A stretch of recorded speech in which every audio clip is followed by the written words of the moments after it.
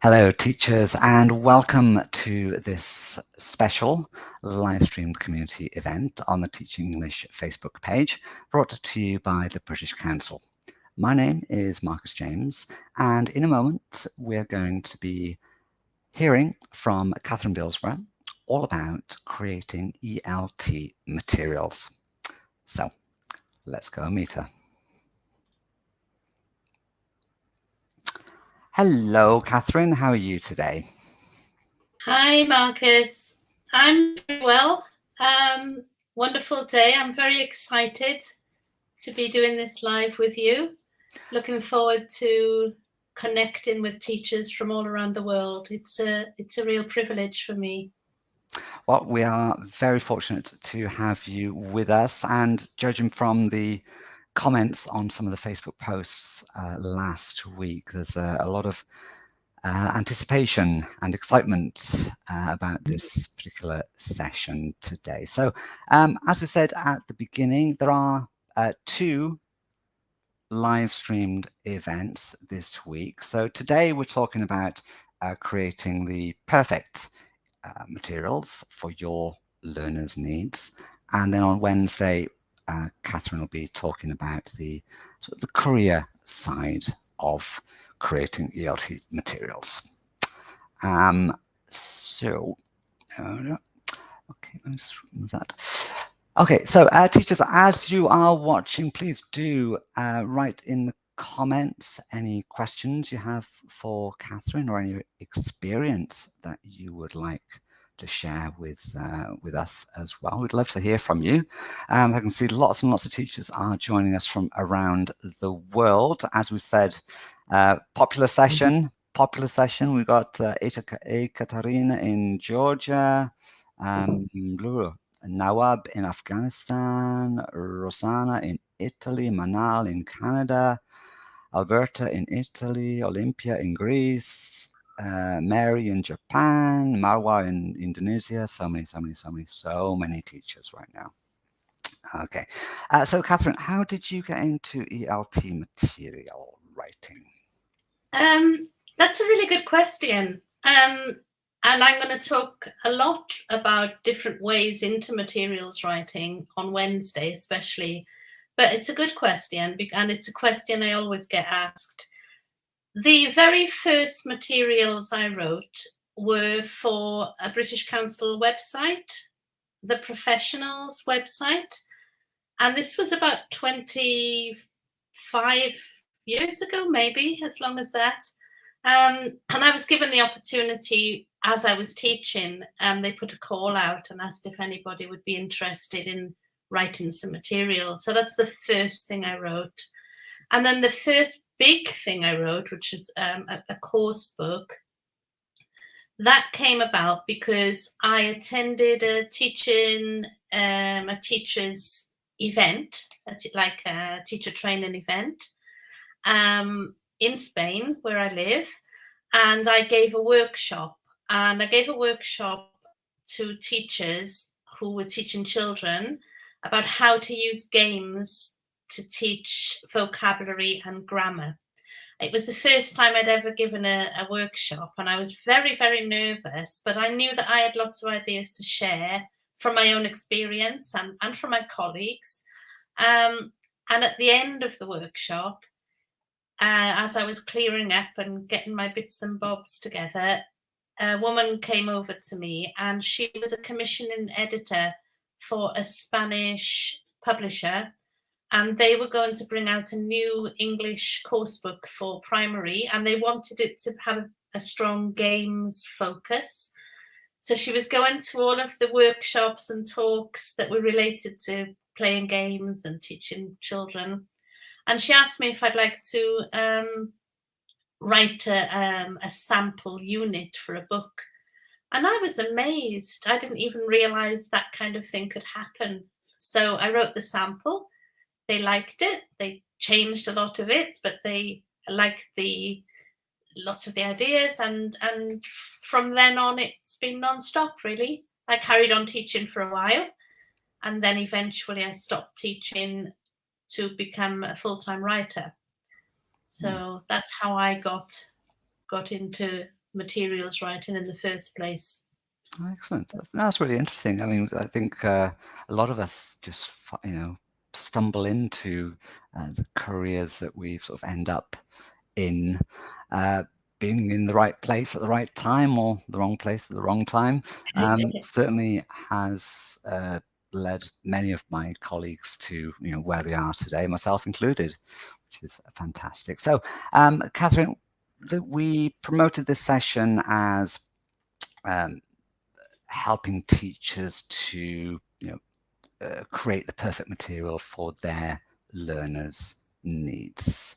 So could you give us an understanding of why that would be so important? Why can't any old material work? Why does it have to be perfect for your learners' needs?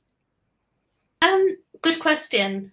So let's start with thinking about teachers. And I firmly believe that every teacher creates materials for their classes. Now, I know that when people say to me, when did you start making materials? I say I started the day that I became a teacher. Because even if I had some materials or published materials, I was always supplementing them with other materials that I would make. And I know this is the case for, I honestly think, all teachers to a greater or lesser extent. But the thing is, most teachers never receive any kind of training in how to create materials. We just jump in at the deep end, if you like. And sometimes we're very, we're usually very enthusiastic about the things we create. And I've seen some fantastic materials created by teachers for their students, fantastic. But sometimes we don't always give it the thought that we need to. And sometimes I believe that by having a little bit more thought and a few tweaks, we could make the good materials even better. Why? Well, number one, because I think our students deserve the very best. And also, I think that we as teachers, there is nobody better placed than a teacher to create the materials that their students need, because they know them best. And published materials very often, as good as they might be, will not always be exactly what your students need. So you are in a great position to be able to give them exactly what they need.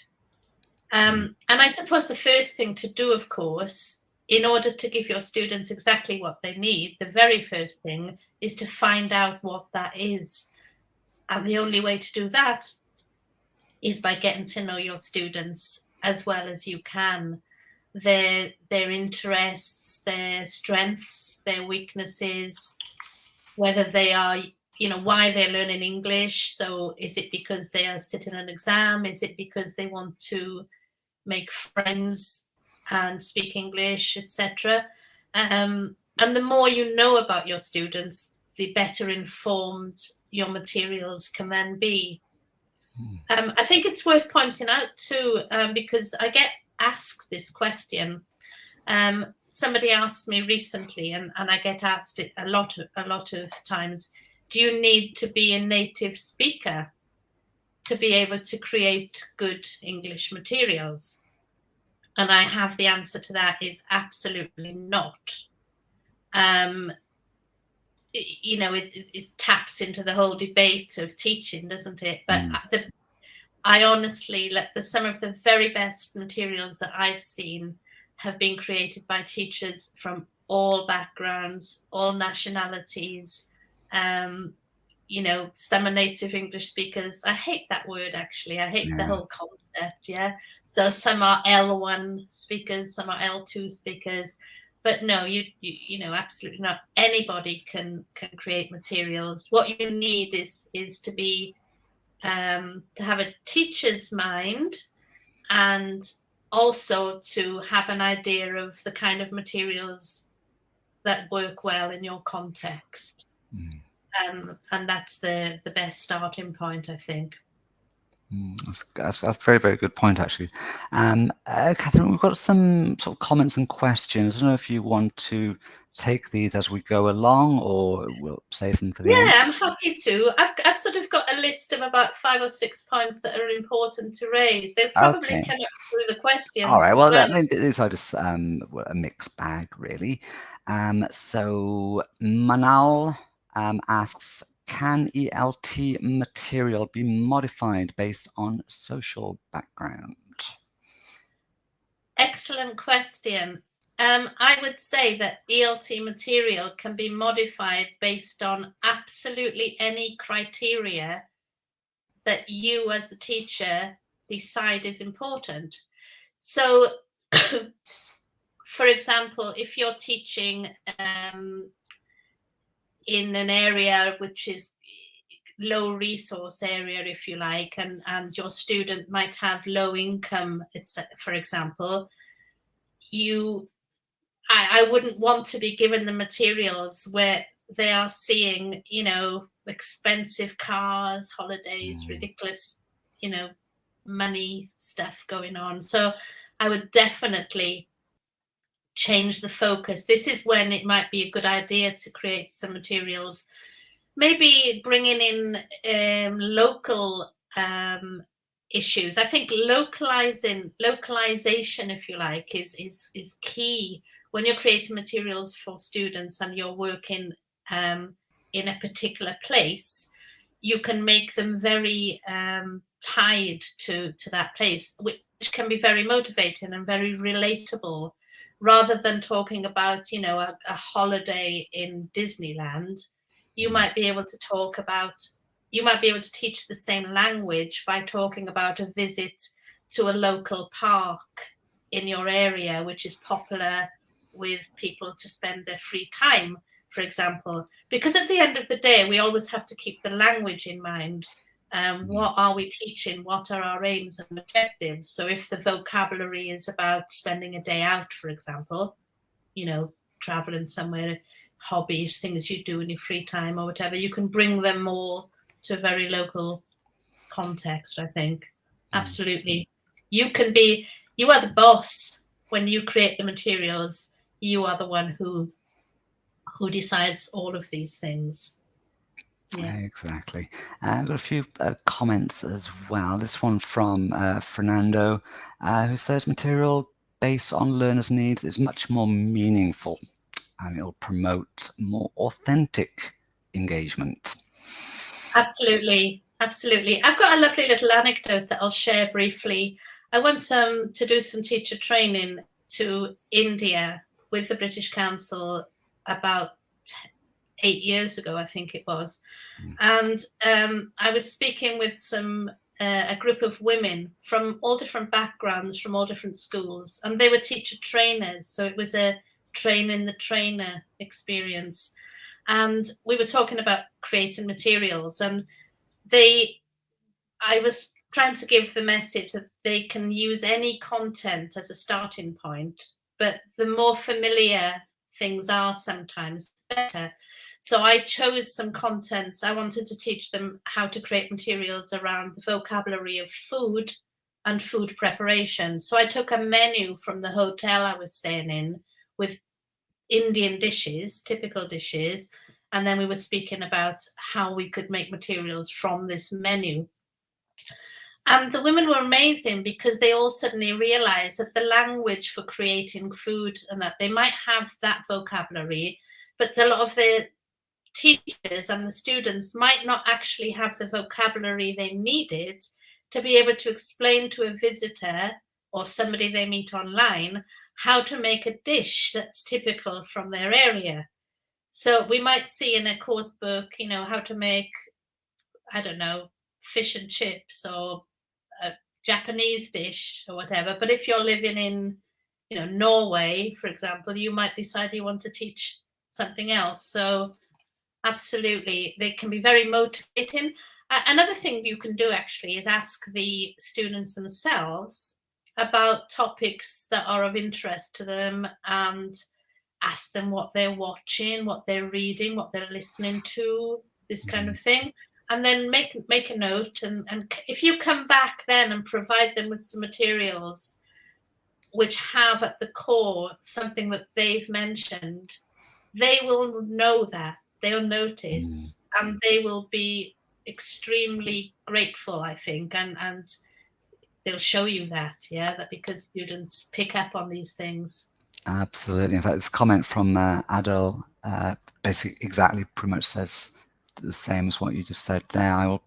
It'd be great if both the teacher and the students share in the creating the activity and the material. I mean, that's what it's all about, isn't it? We want to engage our learners, and what better way to engage our learners than make them part of the creation or the process. I think that's key. I think that's an excellent point Adele has made, because there's nothing to stop us sitting down.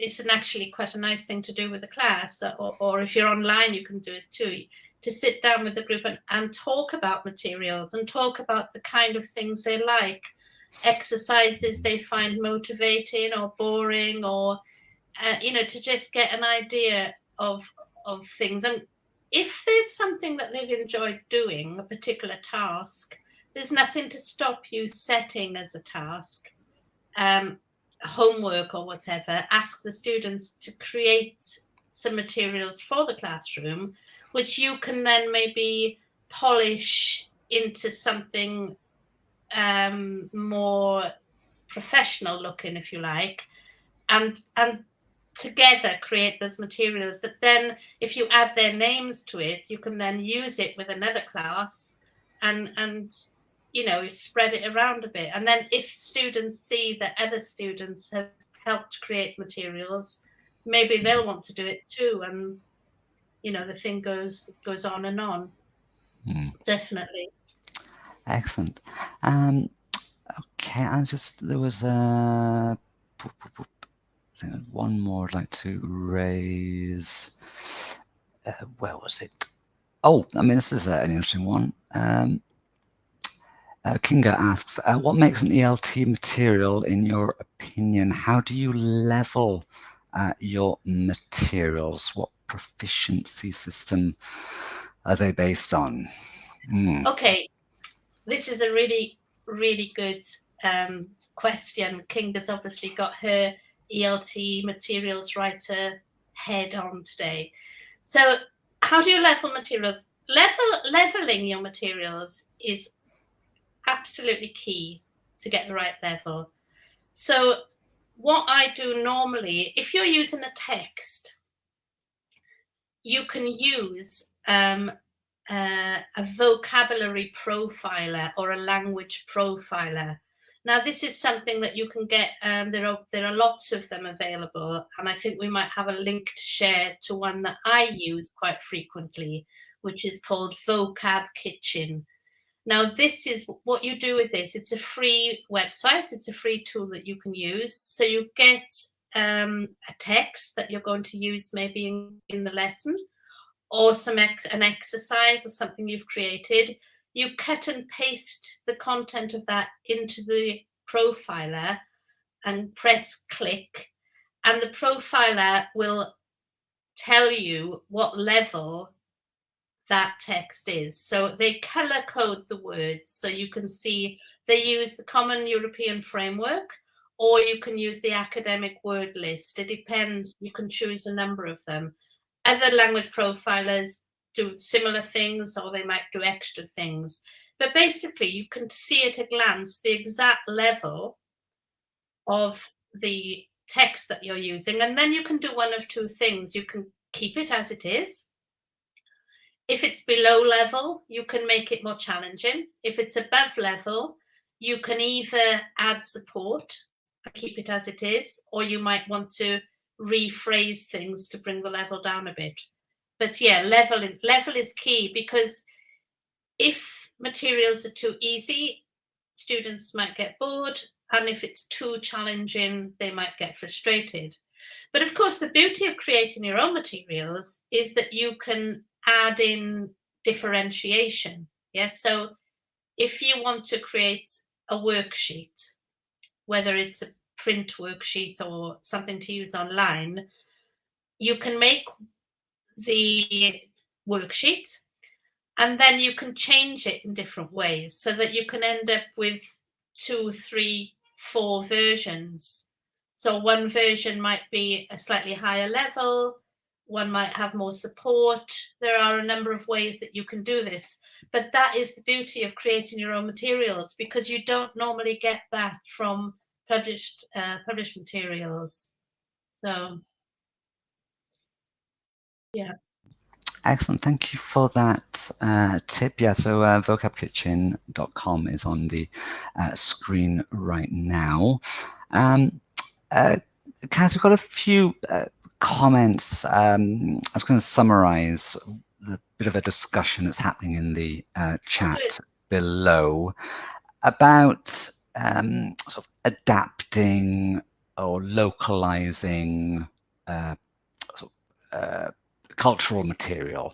Now, there seems to be two sides here. There's one side that says, well, no, we shouldn't adapt it. We should learn about other cultures, so kind of leave it as something to explore. And then the other saying that we need to sort of connect it to the lives of our learners for them to understand how the culture is. What side would you fall on? Okay, I would probably fall on the latter of those two things. But again, I would probably ask my students what they thought. So it would depend very much on what the topic was, I think. One of the things I'm very interested in is the environment and the climate crisis, this kind of thing. And I've found that very often students are more engaged when it's a local issue than they are when it's an issue that's something going on. So, you know, they might have a certain amount of interest in the fact that an animal might become extinct in a country the other side of the world. You know, on a human level, they might be interested in this, but they might be more interested in actually learning about an issue that's happening on their doorstep, because the language that they're learning then might be of more immediate use. They might be able to engage more immediately in what's going on more locally. Again, I think it would depend very much on the context, on the students. When I started teaching, most of the course books had a very Anglo focus of materials. So if we were talking about food, it might be British food. If we were talking about travel, it might be somewhere in the USA, etc. That changed, and then it became more global, sometimes still within English-speaking countries, sometimes not. And now I think we're seeing more of a localization approach. So you know, there's a bit of everything, really. I think fundamentally that's something that you can work out with your students. And why not do both? So, for example, you might do something about a more global issue, but then you might, just by tweaking your materials or making an extra little supplementary worksheet, you could bring it local. So you could say something, you could actually ask students, even on the board, how does this issue relate to your personal context, or something like this. So always bringing it back to the students.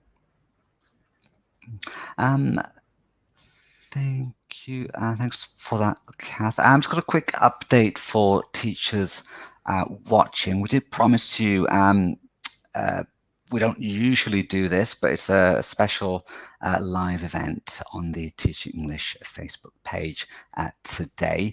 So if you do stick around to the end, I will tell you how you can download your certificate of attendance for this live stream. So stick around to the end and we will give you the details then.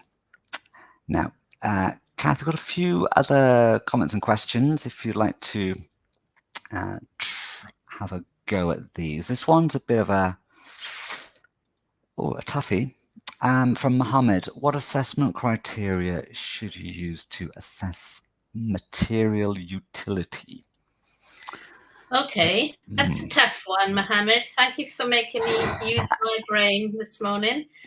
I think it would this is very context driven, isn't it? And it would depend if you're teaching children, if you're teaching adults. I would probably, the easy answer to this question, to me, is that I would use the assessment criteria that I use when I'm teaching using a course book or published materials. So material utility, that's quite an interesting concept in itself. I'm going to need to think about that a little bit and come back, I think, and post something in the comments. But I think for me, if the students are engaged, if the materials are designed to teach a specific aspect of language, so this is where I always say start at the end when you create the materials and work backwards. First, write down what it is that you hope to achieve. Which areas of language are you going to be practicing specific skills? Is it a reading skills? Is it something to develop writing? Think about sub skills. Think about other things like life skills. Will these materials help my students develop their skills in critical thinking or collaboration, etc.? Make a list of everything that you want to achieve, create the materials, come back and look at them and see if you can tick those boxes. And then always, I think, after using materials, do some self-evaluation, look at them again afterwards. Did they work?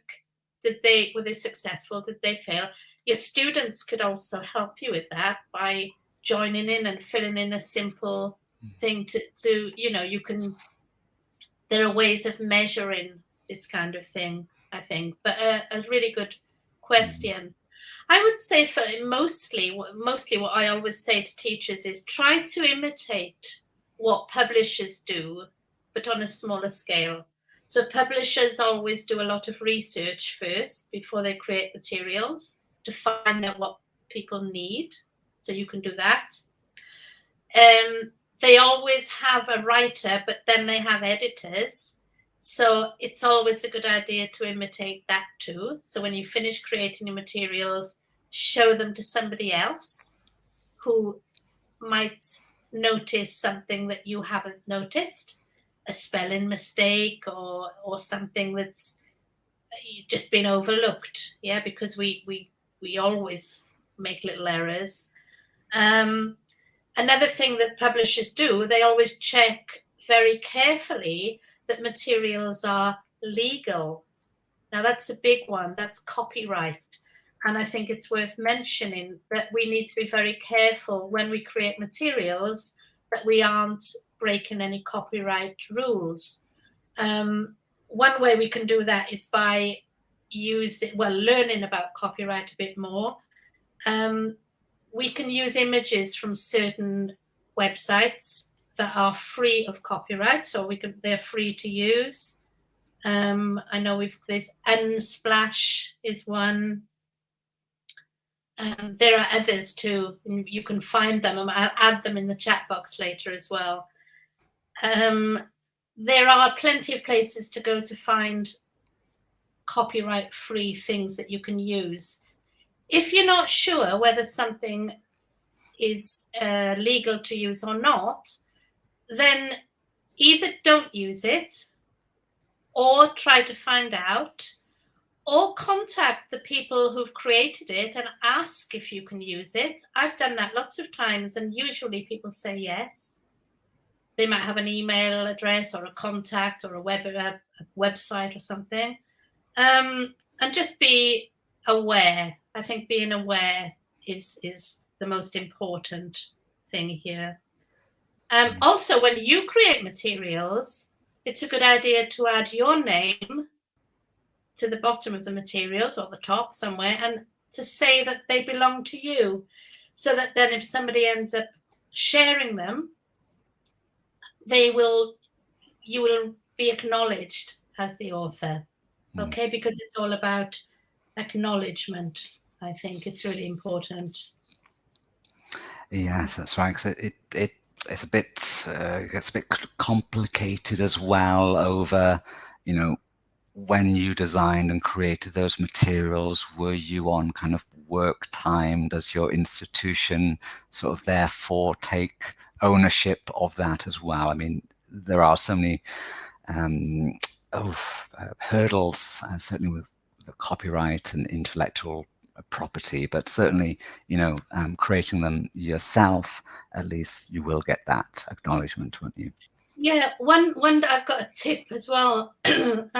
One thing that some teachers might not know, if you want to use an article from a newspaper, a video from YouTube, something that already exists and you don't have the copyright for it, you can still use it if you provide your students with an external link to go there to see it. So, for example, if I wanted to create some materials around an interesting article in a magazine that's online, instead of cutting and pasting and copying that article into my materials, I would simply provide the link and then give my students the materials that I create around it. And then there are no copyright problems because you're not actually sharing the creation, you're sharing a link so they can see that creation in the place for which it was intended. Excellent. We've got a few more quick, I'm going to try and pick out some easier ones. I think a lot of teachers do this. We come across, you know, articles in magazines or in newspapers or, you know, a blog, websites, for example, and we try to incorporate that into our teaching. Said asks how to adapt authentic materials in ELT. So I think there's a big desire to use authentic materials, isn't there? Yeah, I think that sometimes we can use the authentic materials as they are, and sometimes we need to adapt them. And again, this comes down to the students and their level, etc. One thing I would say is sometimes you don't need to adapt them. Sometimes what you need to do is to provide the support that students need to be able to understand them. So, for example, if you have a text that has got some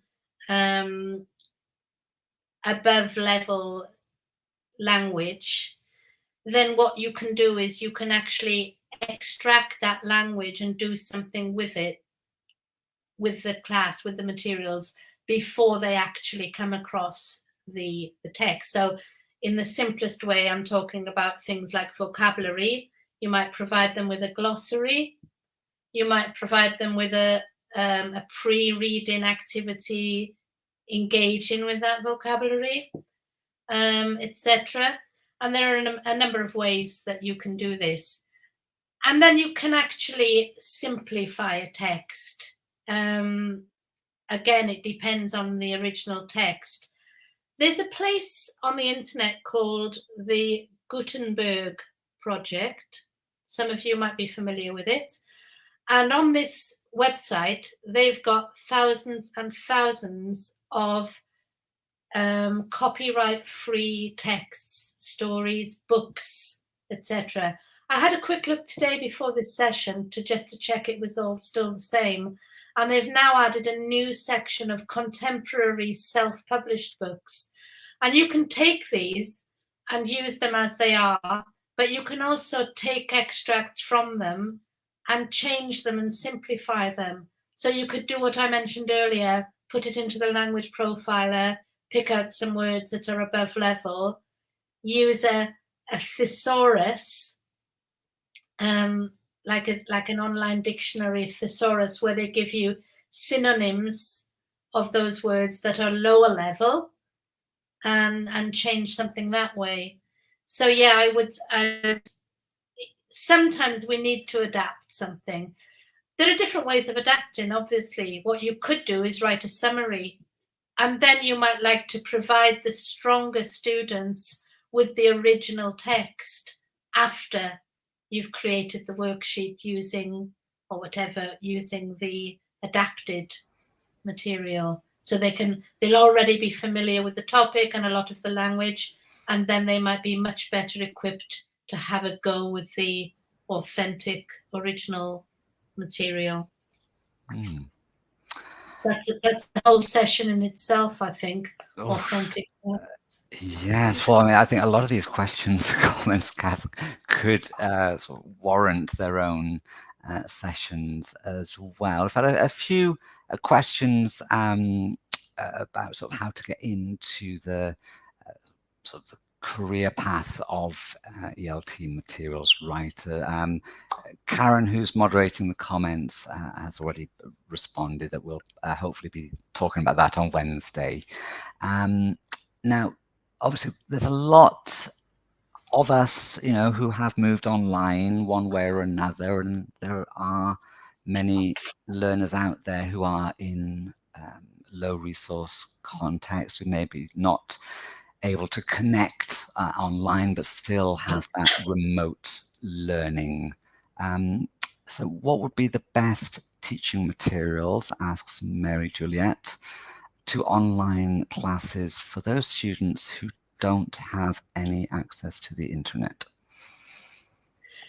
That's a really good question too. I know that in some parts of the world where the students have low income, low resources, great things are being done. There's a lot of creativity going on there, where, for example, materials are provided as PDFs that can be downloaded by a teacher and then shared, maybe sent by WhatsApp or by phone, etc.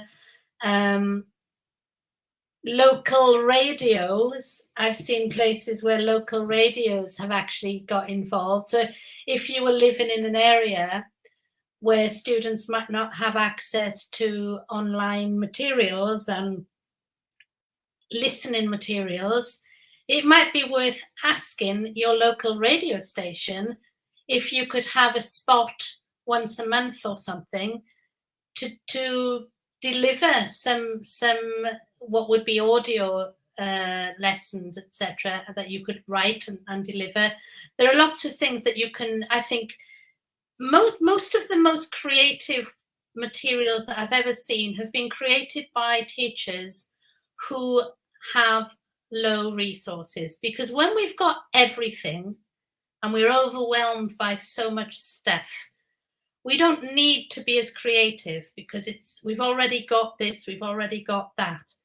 But when we have less, we are much more creative. So that's a really good question. So I would say the biggest point I would say is to keep everything as simple as possible.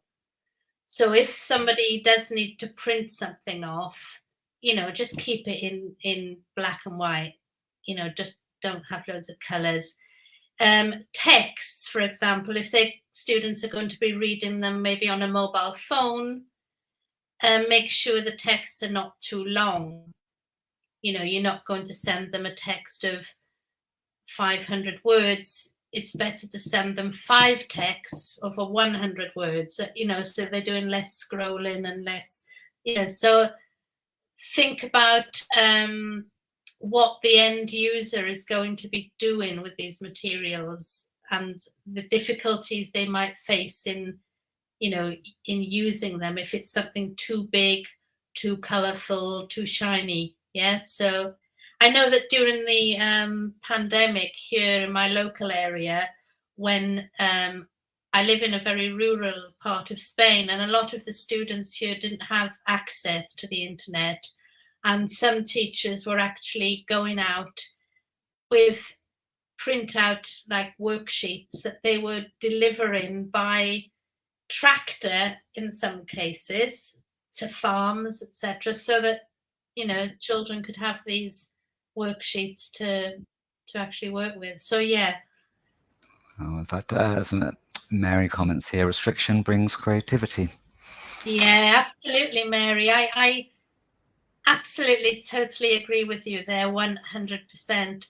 And sometimes a good exercise in cultivating your own creativity as a writer, as a materials writer, is to impose restrictions on yourself.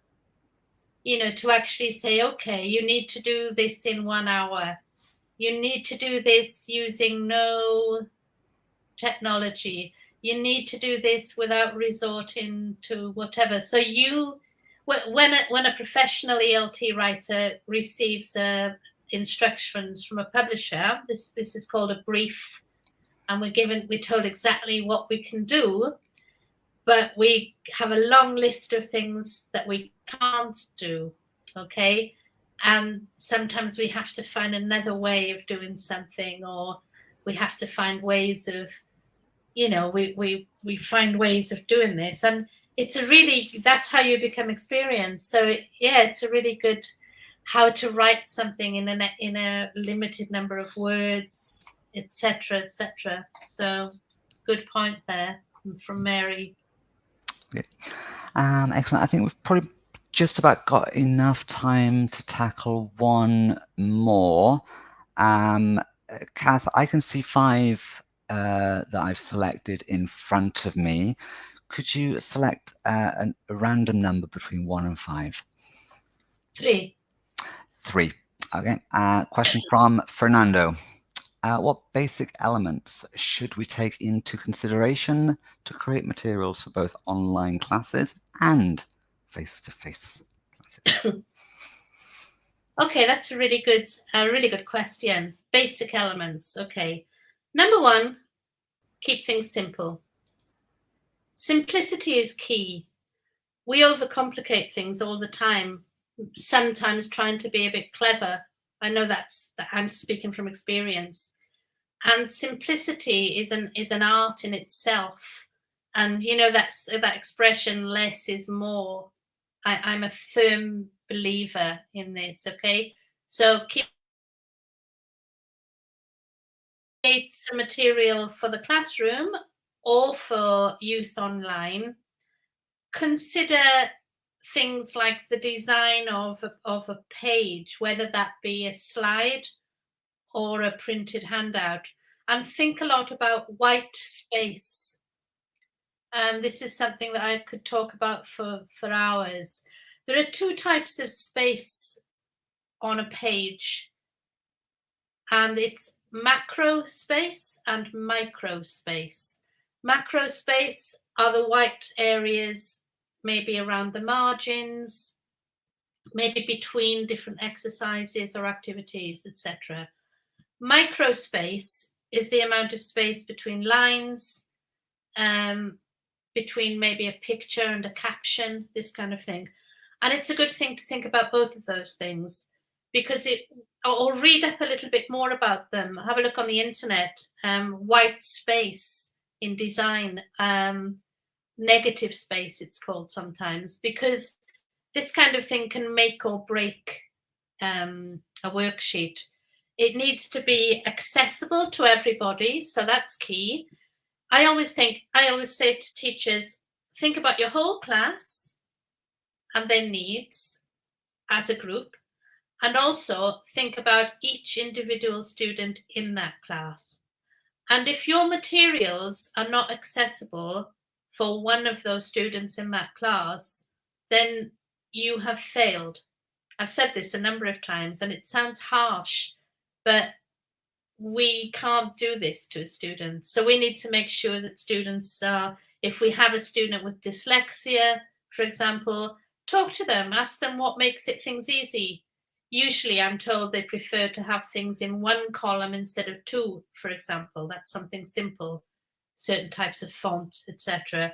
But speak to the students, and yeah, accessibility has to be very, very key, I think. Keeping things simple.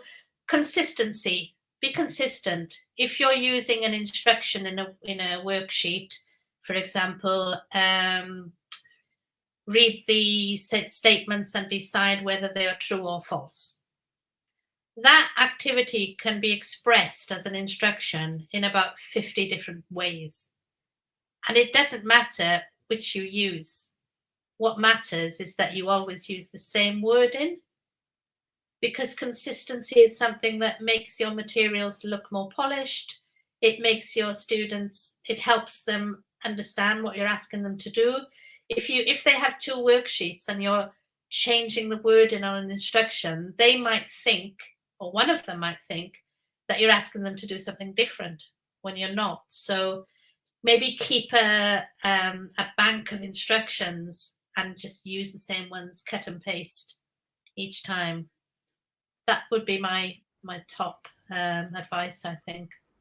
Wow. Well, thank you so much for that, Kath, for sharing. By the way, did that, I would gather, those are your tips that have come from experience.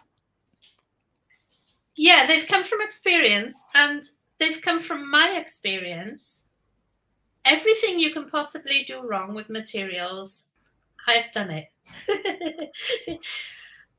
And that's good, because that's how I learned. Yeah.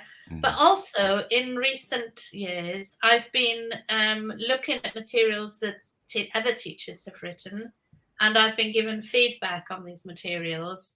And I always, while mostly the materials I've seen have been really fantastic, in almost 100% of cases, I've been able to pick up on something small that I've been able to say to the teacher, you could improve this by doing this or that or whatever. So I'm keeping a record of all the different kinds of errors or area, and also a record of all the brilliant things that I've seen teachers do, which had never occurred to me, and which I've then started implementing in my own materials. I'll just tell you one of those because I think it's amazing. Somebody that showed me some materials, and they were for children who are lowish level, and they had an answer box where they had to write their answer in this particular worksheet. Yeah, so they had 4 or 5 activities and these little answer boxes where they had to write.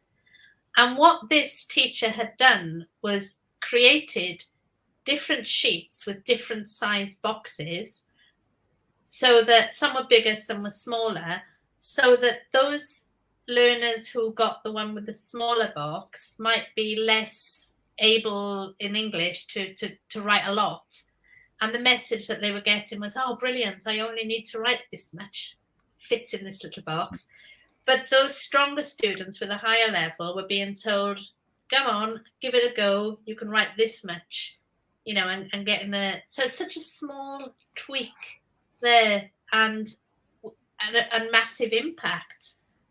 That's what I mean about getting to know your students.